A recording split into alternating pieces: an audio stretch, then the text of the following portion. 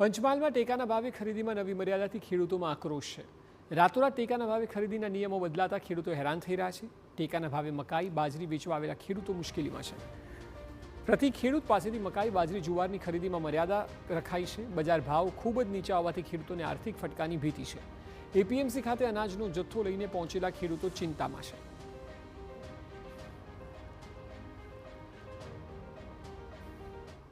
હાજરી માટે આવ્યા હતા। ગઈકાલે મેસેજ આવ્યો 16,479 કિલોનો, તો મેં કીધું આજે લઈને આવો, બીજી તારીખે લઈને આવો એવું કહ્યું। તો એક ખેડૂતે 2,000 કિલો લેવાની એવું કહે છે।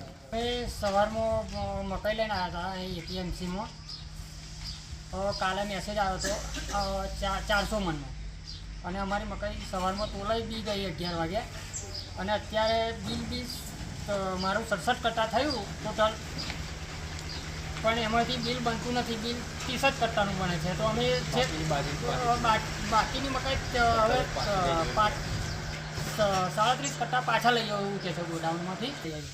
આ ગોડાઉન મેનેજરને વાત કરી તો કે તમારા 67 કટ્ટા હવે 30 જ કટ્ટાનું બિલ કોમ્પ્યુટર એક્સેપ્ટ કરે છે, એટલે તમારા 30 જ કટ્ટા લેવામાં આવશે અને બીજા કટ્ટા તમે 37 કટ્ટા પાછા લઈ આવો એવું કહે છે।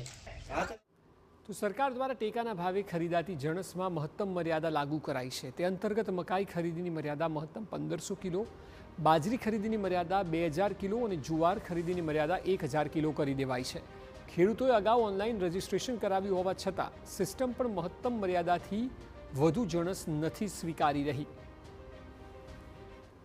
કેમ કે વેબસાઇટમાં બી અત્યારે જે આવે એપીવી પોર્ટલ છે ખેડૂતોનું, એના પર 1500 કિલોથી વધારેનું ખરીદી સિસ્ટમમાં બતાવતી નથી। તેથી 1500થી વધારે અમે ખરીદી શકીએ તેમ નથી।